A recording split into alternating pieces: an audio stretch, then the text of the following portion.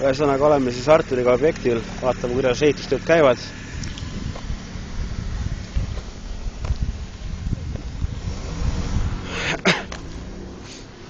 Ja nagu näha,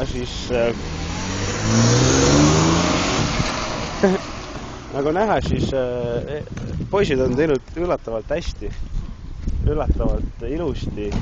Töötakse see aula osa kõigepealt maha, et Eerika Keer on täiesti kahekesi selle teinud. Detailplaneeringuid ka näha.